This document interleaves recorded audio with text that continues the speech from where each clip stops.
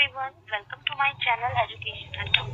Today I will discuss the meaning and characteristics of business profession and employment for class 11th of business studies subject. So first of all, we will know about the meaning of business. अब business का मतलब क्या होता है? Definition में दिया हुआ है कि it refers to that economic activity which is conducted on regular basis to earn profit through the production and sale of goods and services. अब इसमें आपको एक वर्ड दिया हुआ है कि इकोनॉमिक एक्टिविटी क्या होता है. इकोनॉमिक एक्टिविटी वो एक्टिविटी होता है जिनका मोटिव या आप बोल सकते हो जिनका ऑब्जेक्टिव पैसा कमाना होता है, उसे हम इकोनॉमिक एक्टिविटी कहते हैं. तो बिजनेस का मोटिव क्या होता है? To earn profit in a large scale, to earn profit in a large scale with the production and sale of goods and services.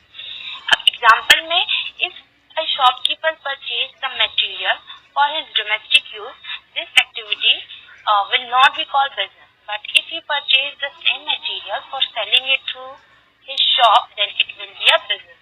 अब example से आपको अच्छे से समझ आएगा कि अगर एक शॉपकीपर है जो कि उसको एक कुछ खरीदना है, वो अगर खरीदता है किसी दुकान से जाके अपने डोमेस्टिक यूज के लिए, डोमेस्टिक यूज का मतलब होता है अपने पर्सनल यूज के लिए, तो उसको बिजनेस एक्टिविटी नहीं कहा जाएगा, उसको बिजनेस नहीं कहा जाएगा. लेकिन अगर वही चीज वो अपने प्रॉफिट के लिए या वो इसलिए खरीद रहा है ताकि मैं उसको बेच के उससे पैसे कमा सकूं, तो उसको हम क्या बोलेंगे कि जो उसका मोटिव था वो मोटिव था उसका पैसा कमाना. मतलब इसको हम क्या कहेंगे कि it will be called a business. इसको हम बिजनेस कहेंगे. आई होप कि आप समझ गए. Next topic, characteristics of business. First point है हम लोग का एन इकोनॉमिक एक्टिविटी. अब इकोनॉमिक एक्टिविटी क्या होता है मैंने आपको अभी बताया कि business includes only economic activities. Economic activities mean the exchange of goods and services with the purpose of earning money. अब इकोनॉमिक एक्टिविटीज मैंने आपको बताया कि वो एक्टिविटीज जिनका मोटिव या आप कह सकते हो हिंदी में कि जिनका मकसद होता है प्रॉफिट अर्न करना, उन्हीं को सिर्फ हम बिजनेस कह सकते हैं. इस डेफिनेशन का मतलब ये है. और नेक्स्ट पॉइंट हम लोग को बोला गया है कि exchange of goods and services. Exchange का मतलब होता है लेन देन. इसमें इसकी डेफिनेशन ये दी गई है कि for the business the exchange of goods और सर्विसेज एसेंशियल. एक बिजनेस के लिए गुड्स या सर्विसेज का लेन देन करना बहुत एसेंशियल मतलब बहुत इम्पोर्टेंट है. इट मीन्स, इसका मतलब that it's an individual purchase. मतलब कि अगर कोई भी एक इंडिविजुअल या पर्सन, इंडिविजुअल का यहाँ पे मीनिंग है कि कोई भी आप या मैं जो भी कोई पर्सन कोई भी चीज परचेज करता है, परचेजेस अ थिंग और a service for his personal use, this activity will not be called business. कोई भी आप और मैं जैसे इंडिविजुअल परचेज करते हैं फॉर पर्सनल यूज, खुद के यूज के लिए अगर हम परचेज करते हैं उसको हम बोलते हैं, उसको हम नॉन इकोनॉमिक एक्टिविटी बोलते हैं. मतलब उसको हम बिजनेस नहीं कह सकते, इस एक्टिविटी को हम बिजनेस नहीं कह सकते. तो बिजनेस के लिए फर्स्ट पॉइंट कि इकोनॉमिक एक्टिविटी होना जरूरी है. दूसरा कि exchange of goods and services होना जरूरी है. अब इसका नेक्स्ट पॉइंट है हमारा element of risk. Element of risk इसमें ये कहा जा रहा है कि जब आप बिजनेस करोगे तो उसमें आपको कुछ लॉसेस भी होंगे और कुछ प्रॉफिट भी होंगे. तो बिजनेस के वक्त प्रॉफिट और लॉस होना दोनों जरूरी है. ऐसा जरूरी नहीं है कि अगर आप बिजनेस कर रहे हो तो आपको ये सोच के कर रहे हो कि नहीं आपको सिर्फ प्रॉफिट ही प्रॉफिट होगा, तो ऐसा नहीं है. तो बिजनेस में या तो आपको प्रॉफिट भी होगा और लॉस भी होगा, तो आपको दोनों को एक साथ हैंडल करके चलना है. तो बिजनेस में रिस्क होता है कि हमारा regularity in daily. In reality, business is that economic activity which is done regularly, like purchase and sale should be regularly done. अब business एक ऐसी economic activity है जिसमें dealing, purchase और sale ये daily basis पे होना चाहिए. कि आप खरीद रहे हो और सामान को बेच रहे हो तो वो daily basis पे होना चाहिए, regularity होना चाहिए.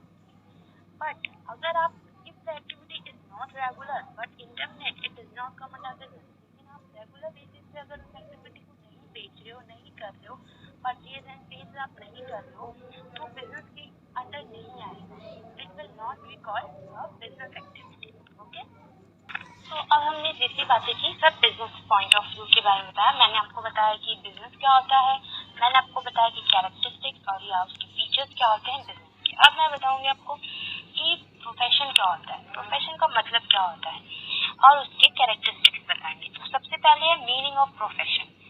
Profession. It refers to that economic activity which is conducted by a person having some special knowledge and skill which is used in partially to serve various sections of the society. Example, doctor, teacher, lawyer. वो business है जिसमें किसी person के पास special knowledge होती है और special skill होती है जो कि वो सर्व करता है दूसरे पर्सन को। एग्जाम्पल के तौर पे डॉक्टर, डॉक्टर क्या है, उसके पास एक अलग क्या है, उसके पास एक अलग नॉलेज है, उसके पास एक स्किल है जो कि वो पेशेंट को देखता है, मतलब वो उसको क्या करता है, अपनी सर्विस में उसको अपनी सर्विस प्रोवाइड करता है पेशेंट को। इसी तरह एग्जाम्पल में टीचर, टीचर भी क्या अपनी सर्विस देता है बिकॉज उसके पास एक स्पेशल नॉलेज है, उसके पास एक स्पेशल स्किल है। इसी तरह लॉयर है, साइंटिस्ट है, आर्टिस्ट है, अकाउंटेंट है and etcetera are the examples of profession. तो ये कुछ एग्जाम्पल्स थे प्रोफेशनल बिजनेस की। सो प्रोफेशन का सबसे पहला कैरेक्टरिस्टिक है body of specialised knowledge and technique. The most important features of a profession is that a profession should have a special knowledge and technical skills and ordinary man cannot run a profession.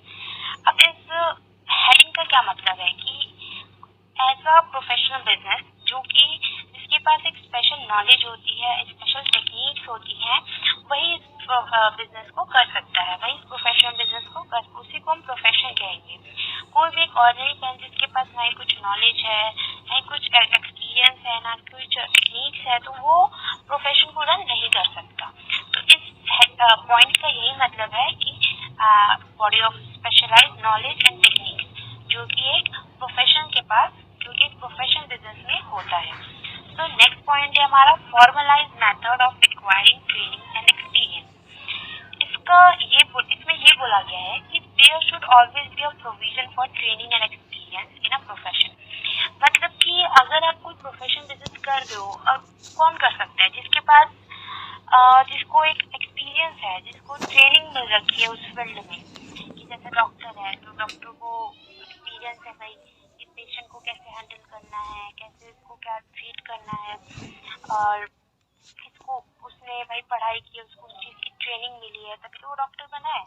It means only that human activity can call a profession the knowledge of which is important by some institution, और इसी को हम profession कहते हैं। ठीक है, next point है code of conduct. अब कोड ऑफ कंडक्ट क्या है?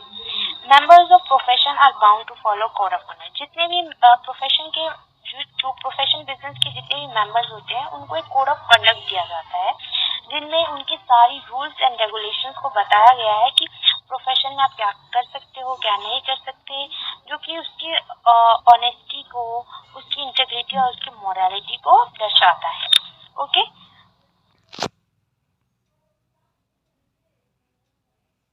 अब मैंने आपको बिजनेस के बारे में बताया, उसके मीनिंग्स और उसके फीचर्स बताए, प्रोफेशन के बारे में बताया, उसके मीनिंग्स एंड उसके फीचर्स बताए। अब नेक्स्ट हमारा एम्प्लॉयमेंट। अब एम्प्लॉयमेंट क्या होता है? Meaning of an employment, employment is that economic activity under which people work for others and receive remuneration in due course. Employment वो इकोनॉमिक एक्टिविटी है जिसमें जो पर्सन है वो किसी के अंडर काम कर रहा होता है और उसके बदले उसको एक रिम्यूनरेशन मिलता है, लाइक उसको वेजेस मिलते हैं, उसको सैलरीज मिलती हैं, उसको हम कहते हैं एम्प्लॉयमेंट। द remuneration, आगे लिखा हुआ, the remuneration can be in shape of salary, wages etcetera. The employer can be the government, और जो भी इंडिविजुअल काम करे उसको हम एम्प्लॉयर बोलते हैं, जो कि वो एक गवर्नमेंट एम्प्लॉय भी हो सकता है, वो एक प्राइवेट ऑर्गेनाइजेशन में भी काम कर सकता है, मतलब प्राइवेट एम्प्लॉय भी हो सकता है। एग्जाम्पल के तौर पे मैनेजर हो गए, सुपरवाइजर्स हो गए, लेबर्स हो गए, क्लर्क्स हो गए एक्सेट्रा। और मेन इम्पोर्टेंट कि जो एम्प्लॉयमेंट है वो 3 टाइप्स के हो सकते हैं, या तो आपको परमानेंट होगे, या आप टेम्परेरी होगे, या आप कैजुअल बेसिस पे वर्क कर रहे होगे। उसके इन 3 बेसिस के ही अकॉर्डिंग आपका जो रिम्यूनरेशन है वो डिसाइड होगा। आपको इस फोटो में दिख रहा होगा कि कितने डिफरेंट टाइप्स ऑफ एम्प्लॉयमेंट है। जैसे फर्स्ट पिक्चर में आप देख सकते हो सेल्फ एम्प्लॉयड, जिनका खुद का बिजनेस होता है, वो भी सेल्फ एम्प्लॉयड है। जैसे कैजुअल वेज लेबर्स, मतलब जो दिहाड़ी वगैरह पे जैसे पर डे के हिसाब से जो काम करते हैं, उनको हम कैजुअल वेज लेबर्स कहते हैं। जैसे रेगुलर सैलरी एम्प्लॉय, जैसे जिनको मंथली जो सैलरी मिलती है वो क्या है, वो एक रेगुलर सैलरी एम्प्लॉयज है, जिनका फिक्स है कि हाँ आप इतने पर मंथ आप काम कर रहे हो और आपकी पर मंथ सैलरी इतनी है। तो ये कुछ हमारे डिफरेंट टाइप्स ऑफ एम्प्लॉयमेंट है। नेक्स्ट है हमारा कैरेक्टरिस्टिक्स ऑफ एम्प्लॉयमेंट, कैरेक्टरिस्टिक्स या फीचर्स ऑफ एम्प्लॉयमेंट। फर्स्ट है सर्विस टू अदर्स। जो फर्स्ट इम्पोर्टेंट फीचर है एम्प्लॉयमेंट का is to serve to others, मतलब दूसरों को सर्व करना। The definition में दिया गया the first important features of employment is the service of others। Okay, तो आप समझ गए होगी इनका मेन फीचर क्या है एम्प्लॉयमेंट का, कि वो किसी को सर्व कर रहे हैं, सर्विस दे रहे हैं किसी दूसरे को। सेकेंड है हमारा personal service.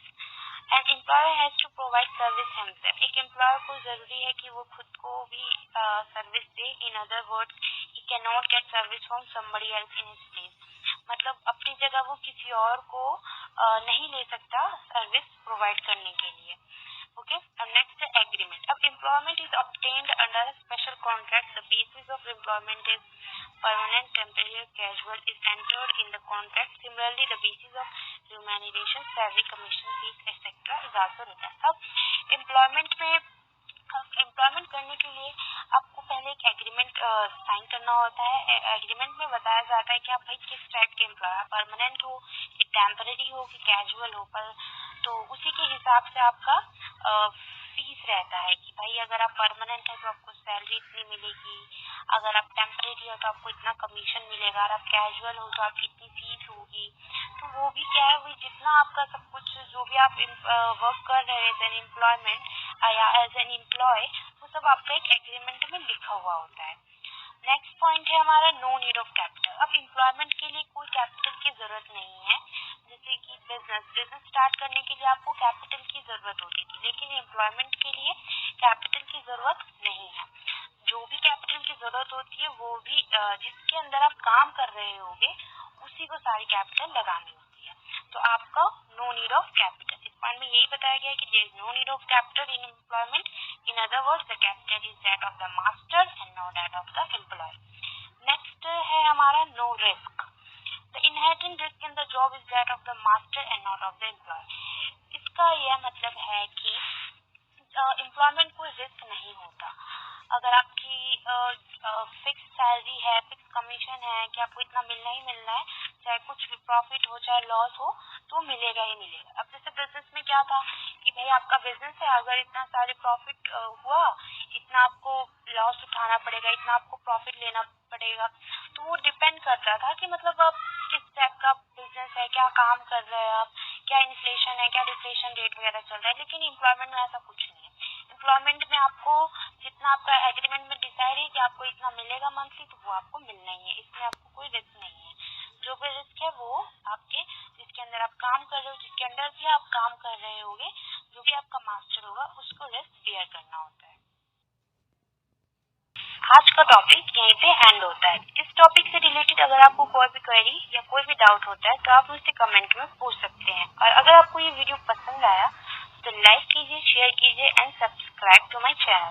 Thank you very much.